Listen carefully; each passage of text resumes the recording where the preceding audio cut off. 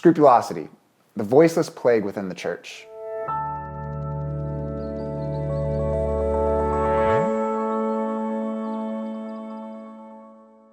Hey, I'm Kalina. This is Ascension Presents. I'm going to start this video off with the disclaimer that if you struggle with scrupulosity, this is not going to be your one and done fix.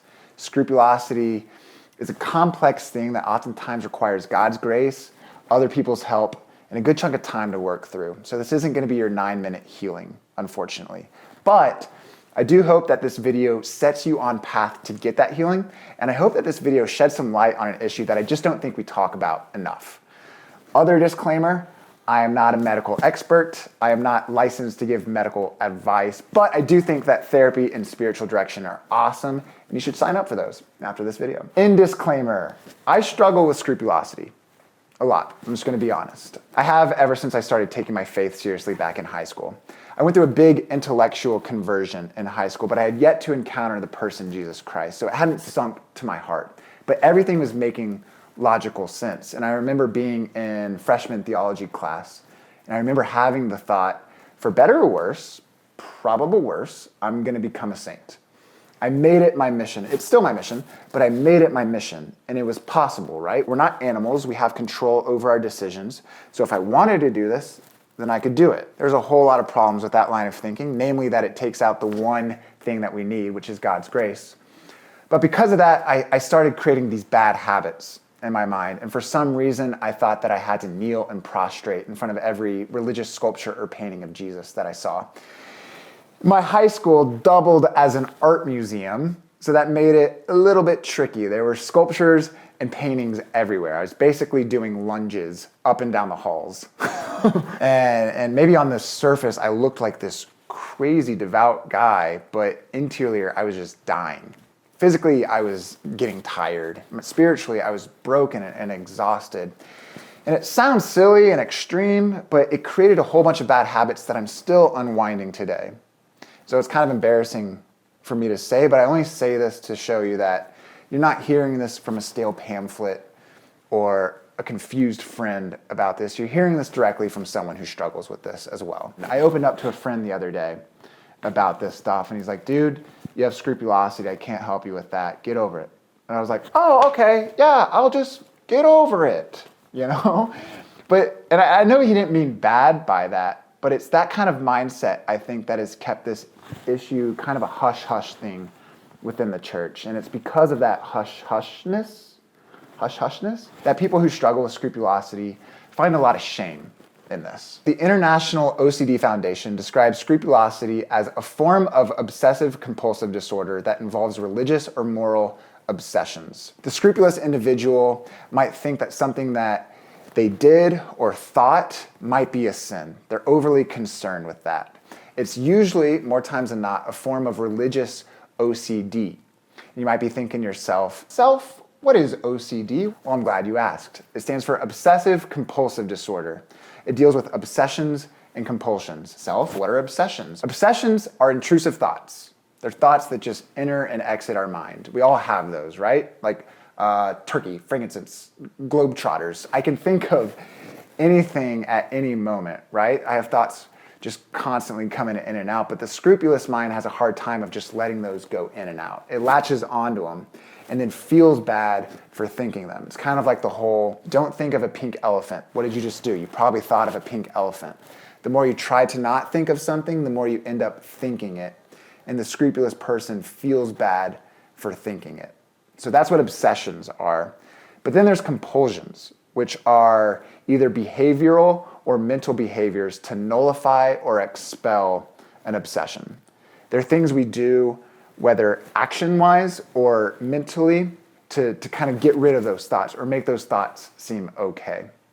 Some common obsessions are an excessive worry that you committed a mortal sin when you don't know if you have. It's an excessive worry that your smaller sins are bigger than they actually are. Maybe it's an excessive worry about hell or an excessive worry about losing your loss of impulse control. These are common obsessions that maybe the scrupulous mind battles. And then some of the behavioral compulsions are excessive going to confession or avoiding situations, or constantly seeking reassurance from loved ones. Those are common behavioral compulsions to nullify the thoughts that enter a scrupulous person's mind. Some of the mental ones are having to say a prayer correctly. I don't know if you're like me, but sometimes you'll say a Hail Mary and you'll be like, dang it, I don't know if I said that properly. I gotta say it again. Another common mental compulsion is making pacts with God. These are just some of the ways scrupulosity can manifest itself.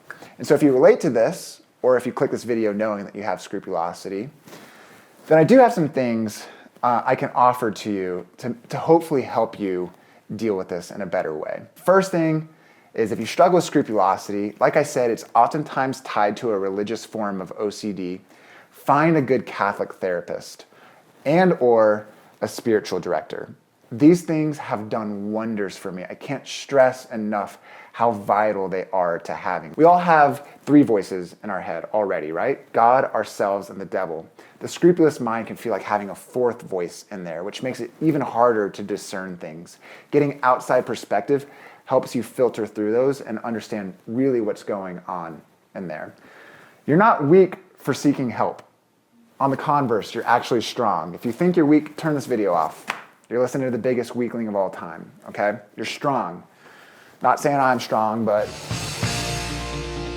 The second thing is, don't confession hop.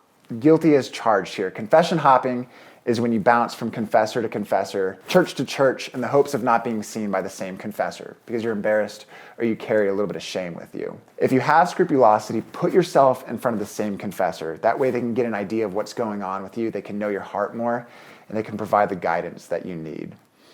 Also, know that as with all things in our church, this is the beauty of our faith, is that there have been great men and women who have gone before us with this. St. Ignatius of Loyola and St. Therese of Lisieux battled with scrupulosity. And those two are powerhouses, y'all. So ask for their intercession. They're there to help us. So ask for their intercession to help you with this. Also, if you struggle with scrupulosity, I want you to hear this. That's oftentimes the sign of a good heart. Your mind might be weak at times, but your heart is good. If you're overly concerned with displeasing God, that means that you're really trying to please God. And God loves that. God loves you. Please hear that. And then finally, while yes, scrupulosity can be the sign of a medical issue, I think oftentimes, not all the time, but oftentimes it's the sign of a father issue. God the Father issue. It's the sign of having a distorted view of him. We all have distorted views of God, right? We can never know God fully in this lifetime, but we can know him more and more. And that's the universal call of holiness to all of us. That applies to all of us. We're called to know God and love God and serve God to the best that we can. Our parents and our upbringing affect the way we view God. And so our already imperfect views of God, because we're raised by imperfect parents, all of us, start out with an already even more imperfect view of God. And this isn't to blame anyone. This isn't to make you walk away and be like, I knew it was your fault, Dad. This is just to show you that your scrupulosity is not your fault. And it's not your parents' fault. They didn't wish this on you. This isn't a blame game, but this is an invitation to know God the Father more. When I started to ask the Father to show me his heart is when my scrupulosity became much more manageable. I invite you to ask the Father to show you his heart. The more we know the Father, the more we are transformed by the renewal of our minds, as Romans 12:2 tells us, and the more we can test and approve what the good is that our minds are seeking. So if you struggle with scrupulosity, go find a therapist and a spiritual director right after this video. Don't confession hop. Know that you're in good company. Know that you have a good heart, and invite the Father to show himself to you. My friends, I'm praying for you. Please pray for me. Go get a therapist. The more we know the Father, the more we are transformed by the renewal of our minds, as Romans 12:2 says us. That's not right.